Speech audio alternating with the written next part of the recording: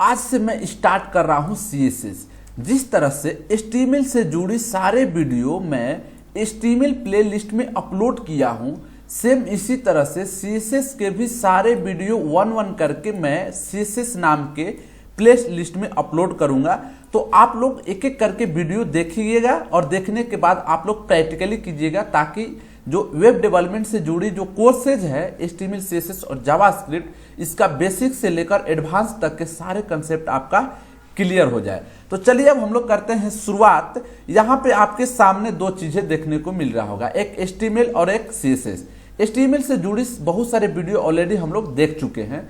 तो यहाँ पे समझते हैं हम लोग कि HTML में हम लोग ने क्या किया और CSS में हम लोग क्या करने वाले हैं और CSS हमें क्यों पढ़ना पड़ता है। देखिए, HTML के यूज करके हम लोग वेब डिजाइन करते हैं, यानी कि वेब पेज बनाते हैं। और इस वेब पेज को जब आपको डेंटिंग पेंटिंग करना हो, मतलब कलर करना हो, तो हम लोग CSS यूज करते हैं।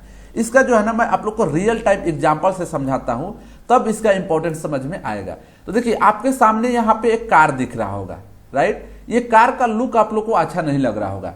यहाँ पे जो है ना, इस तरह से एक ढांचा बना हुआ है, बस इंडिकेट कर रहा है कि ये कार है। लेकिन आपके सामने एक यहाँ पे दूसरा भी कार दिख रहा होगा, जिसका लुक जो है ना अच्छा लग रहा है। मतलब कि ये जो ढांचा बना हुआ है, इस तरह से हम लोग HTML में ने कुछ डिजाइन किया था। जो फॉर्म बनाए थे वो सिर्फ और सिर्फ ढांचा बना था, और इस ढांचा पे हमें करना है कलर, इसका लुक बहुत अच्छा देना है, इसको डिजाइन करना है। तो इसके लिए यहाँ पे हम लोग क्या किए हैं, कलर पेंट कर दे तो कार अच्छा लग रहा है। सेम इसी तरह से जब कभी भी आपको HTML डॉक्यूमेंट को उसका लुक अच्छा देना हो, उससे डिजाइन करना हो, उसमें कलर देना हो, ये सभी चीजें हम लोग करते हैं CSS में। एक और मैं आप लोग को एग्जांपल से समझाता हूं। देखिए, जिस तरह से यहाँ पे एक आप लोग को लड़की दिख रही होगी, राइट। ये जो है ना कि सिंपल सा एक जो है लड़की दिख रही है, आपने ऊपर कोई भी डेंटिंग पेंटिंग नहीं की है, मतलब कुछ भी अपना कलर वगैरह कुछ भी नहीं किया। लेकिन आपके सामने यहाँ पे एक दूसरे जो है ना लड़की दिख रही होगी, जो कि कितना खूबसूरत लग रही है, एकदम कलर वाइज लग रही है, ठीक है ना। तो ये कहाँ गई होगी, ये गई होगी ब्यूटी पार्लर में, और ब्यूटी पार्लर में जाके अपने आप को क्या किया होगी, डेंटिंग पेंटिंग कराई होगी। तो जो HTML में हम लोग काम करते हैं, जो एक ढांचा बनाते हैं, एक स्ट्रक्चर बनाते हैं, इसे डेंटिंग पेंटिंग करने के लिए हमें जाना पड़ता है CSS के पास। मतलब कि CSS एक ब्यूटी पार्लर का काम करता है। जिस तरह से ब्यूटी पार्लर में बहुत सारा चीजें होता है, जिसको आपको क्या करता है, अच्छा लुक देता है। सेम इसी तरह HTML डॉक्यूमेंट को हमें लुक देने के लिए CSS बनाया गया है। CSS में जाकर ही हम लोग लुक देते हैं, ठीक है ना। अब आते हैं हम लोग अपने मेन पॉइंट पे कि हम लोग CSS को HTML में कैसे अप्लाई करते हैं। तो HTML में CSS को हम लोग तीन तरीका से अप्लाई करते हैं, एक इनलाइन, इंटरनल और एक्सटर्नल। इन सभी को मैं प्रैक्टिकली बताने वाला हूं इसी वीडियो में। तो देखिए, यहाँ पे सिंटेक्स लिखा है। सिंटेक्स का मतलब क्या होता है, रूल, यानी कि हम कैसे CSS अप्लाई करते हैं HTML में, उससे रिलेटेड कुछ रूल है। तो यहाँ पे सबसे पहले बताना है सिलेक्टर। तो अब सिलेक्टर क्या होता है, इसको भी मैं आप लोग को समझाता हूँ रियल टाइम एग्जाम्पल से। जैसे कि क्लास में बहुत सारे स्टूडेंट होते हैं, राइट। अब मान लीजिए बहुत सारे स्टूडेंट का नाम क्या है, सेम है। ऐसा होता भी है, बहुत सारे स्टूडेंट का नाम सेम है। जैसे मोहन है, तो मान लीजिए 10 नाम का मोहन हो गया, और टीचर जो है एक मोहन बुलाए, तो कोई भी मोहन बुलाएंगे तो कोई भी जा सकता है, क्योंकि सभी का नाम मोहन है। तो इसे पहचान देने के लिए कि यूनिक आइडेंटिफाई कर सके मोहन को, बहुत सारे नाम होते हुए भी इनको हम लोग क्या देते हैं, रोल नंबर देते हैं, जिसमें ID होता है, उसके रोल नंबर के हिसाब से हमें पहचानते हैं। इसका मतलब पहचान करने के लिए हमें क्या देना पड़ता है, इसे एक यूनिक नंबर देना पड़ता है। सेम तरह से जब कभी भी आपको वेबसाइट डिजाइन करते हैं, तो उस समय आपके सामने बहुत सारे टैग आएंगे। मान लीजिए आपने 1000 बार या 100 बार आपने P टैग यूज किया, तो P टैग को कैसे अलग पहचान देंगे, इसके लिए ही हम लोग यूज करते हैं सिलेक्टर। तो सिलेक्टर क्या करता है कि आपका नेम कंफ्लिक्ट ना आए, आपस में बहुत सारे नाम में हम लोग सेम ही लुक न दे पाए, सेम डिजाइनिंग न दे पाए, इसके लिए हम लोग यूज करते हैं सिलेक्टर। जैसे कि क्लास सिलेक्टर है, ID सिलेक्टर है, जो है ना टैग सिलेक्टर है, बहुत सारे सिलेक्टर है। हम लोग सारे चीज डिटेल में देखेंगे इसी जो है ना कि CSS के सीरीज में। इसके बाद अगला बात आता है प्रॉपर्टीज लिखना। प्रॉपर्टीज का मतलब क्या हुआ कि जैसे मान लीजिए यहाँ पर T3 लिखा है, हम इसका चाहते हैं प्रॉपर्टीज देना। अभी आपके सामने ये ग्रीन दिख रहा है, हम इसको चाहते हैं कि कलर रेड दे। तो जो ये कलर है, ये कलर प्रॉपर्टीज का काम करता है, ये प्रॉपर्टीज का। और कलर यहाँ पे डैश देने के बाद हम चाहते हैं कि रेड दे, तो यहाँ पे रेड जो है ना ये वैल्यू का काम करता है। तो ये प्रॉपर्टीज हुआ और ये वैल्यू हुआ, और पहचान देने के लिए सिलेक्टर। तो ये था बेसिक चीज। अब आते हैं हम लोग प्रैक्टिकली, ठीक है ना। तो आप ओपन कर लीजिए VS कोड, और VS कोड ओपन करने के बाद आप लोग यहाँ पे एक फाइल बनाइए index.html के नाम से। इसके बाद यहाँ पे आप लोग HTML का बेसिक स्ट्रक्चर लिख लीजिए, और बेसिक स्ट्रक्चर लिखने के बाद यहाँ पे एक आप लोग div लीजिए, ठीक है ना। और इस div के अंदर एक p टैग लीजिए, और यहाँ पर लिखिए दिस इज CSS क्लास। ये CSS का क्लास है, हम लोगों ने एक div लिया। अब यहाँ पे हम लोग अप्लाई करते हैं अलग अलग CSS। सबसे पहले हम लोग अप्लाई करेंगे इनलाइन CSS। तो इनलाइन का मतलब क्या हुआ कि जिस टैग के आप चाहते हैं आप अप्लाई करना, उसी टैग के अंदर जाते हैं। जैसे कि देखिए मैंने यहाँ पे P टैग के अंदर गया, और यहाँ पे हम चाहते हैं इसका कुछ स्टाइल देना, तो यहाँ पे आपको लिखना है स्टाइल। और स्टाइल लिखने के बाद आप चाहते हैं कि इसका जो है ना कुछ कलर दे, ठीक है ना। तो यहाँ पे लिखेंगे आप कलर, हम चाहते हैं इस कलर को, इसको रेड कर दे इस टेक्स्ट का, ठीक है ना। इसके बाद हम चाहते हैं बैकग्राउंड कलर देना, तो चलिए यहाँ पे बैकग्राउंड कलर डालते हैं, और बैकग्राउंड कलर में हम कर लेते हैं ब्लैक। तो ये देखिए जो भी हम CSS अप्लाई कर रहे हैं, ये इसको हम लोग बोलते हैं इनलाइन। अब इसको आउटपुट कैसे चेक करना है, तो जाना है आपको यहाँ पे, और यहाँ पे जाने के बाद करना है ओपन विथ लाइव सर्वर। जैसे ही ओपन विथ लाइव सर्वर करेंगे, इसका आउटपुट आपके सामने देखने को मिल जाएगा। ये ऑटोमेटिक ओपन हो जाएगा आपके ब्राउजर पर, जो भी आप डिफॉल्ट ब्राउजर सेट किए होंगे। तो देखिए आपके सामने यहाँ पे देखिए लोडिंग लिख रहा है, ठीक है ना। तो यहाँ पे देखिए आपके सामने ये जो है ना रेड कलर आया है टेक्स्ट का, और बैकग्राउंड में आया है ब्लैक। तो इस तरह से जब कभी भी आपको इनलाइन यूज करना हो, तो इसके लिए ही हम लोग बोलते हैं, मतलब डायरेक्ट टैग के अंदर ही उसको हम लोग बोलते हैं क्या, तो इसको हम लोग बोलते हैं इनलाइन CSS, ठीक है ना। अब इसको कलर चेंज करना है तो आप अलग अलग जाके कलर चेंज कर सकते हैं। जैसे कि ब्लैक है तो ब्लैक नहीं चाहिए, आपको ग्रीन चाहिए, तो यहाँ पे ग्रीन डाल दीजिए, ठीक है ना। और भी आप चाहते हैं कि फॉन्ट साइज बढ़ाए, तो फॉन्ट जाइए साइज में यहाँ पे कर दीजिए 20 पिक्सल। इस तरह से हम लोग अप्लाई करते हैं CSS को, ठीक है ना। देखिए यहाँ पे ये CSS अप्लाई हो गया। अब आते हैं हम लोग दूसरे CSS पे कि इंटरनल CSS कैसे अप्लाई करते हैं। तो देखिए इंटरनल अप्लाई करने के लिए मैं इसको आपको डिलीट कर देता हूं, आप लोग इसे वीडियो को पॉज करके सेम टू सेम जो है ना टाइप कीजिएगा।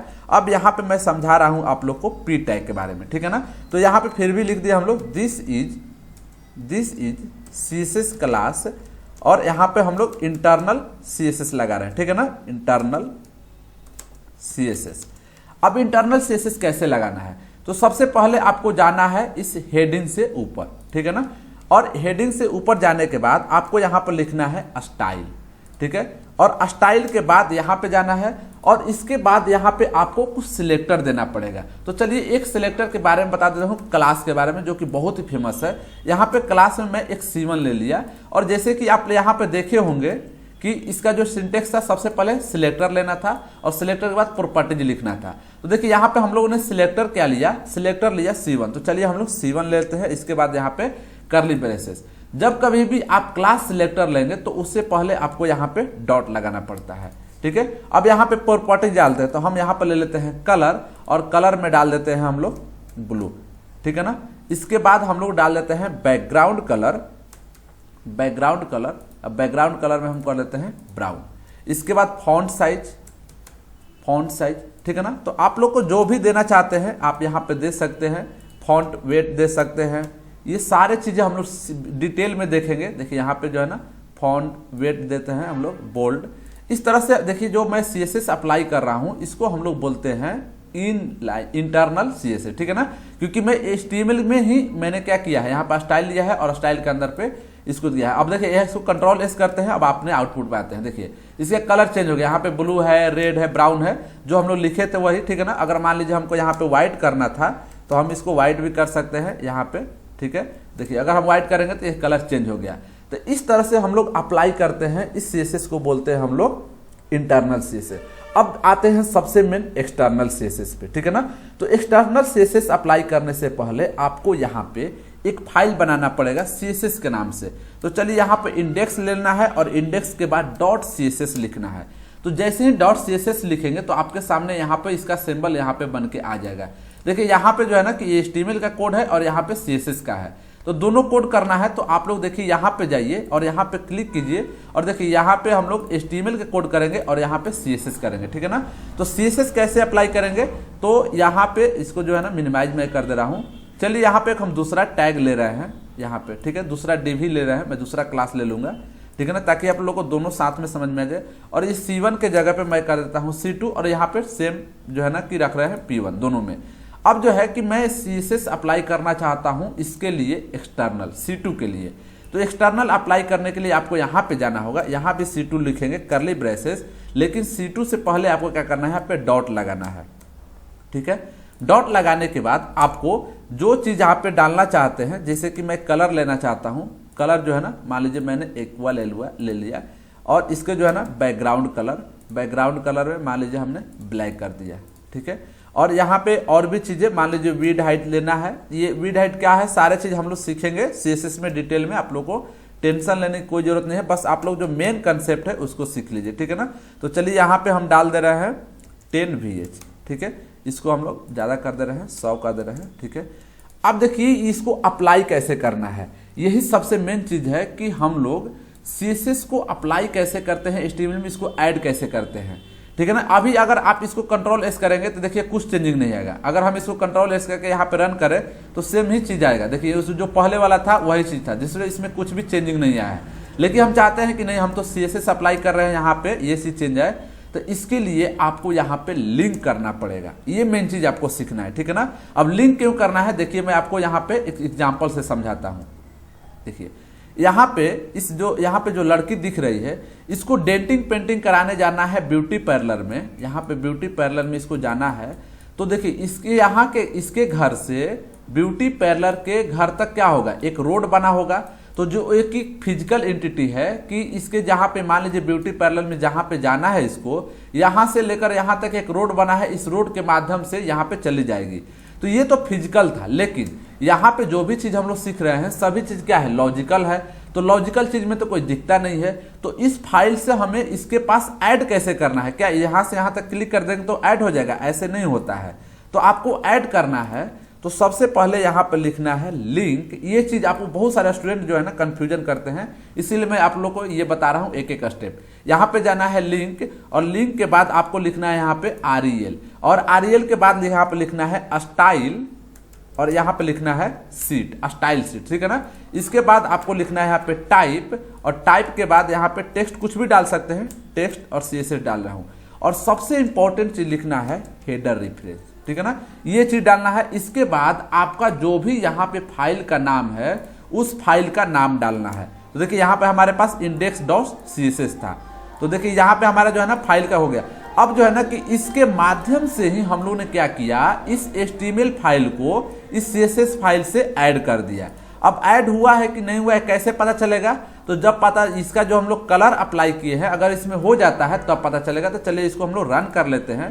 तो देखिए इस बार रन करेंगे तो यहाँ पे जो है ना कि CSS अप्लाई हो चुका है। देखिए इसका जो है ना बैकग्राउंड में ब्लैक हम लोग लिखे थे, यहाँ पे देखिए यहाँ पे बैकग्राउंड ब्लैक लिखे थे, आ गया। अगर आपको और भी चेंज करना है, जैसे यहाँ पे देखिए 10 VH कर दे रहे हैं और इसको हमें 200 कर दे रहा हूँ, ठीक है ना।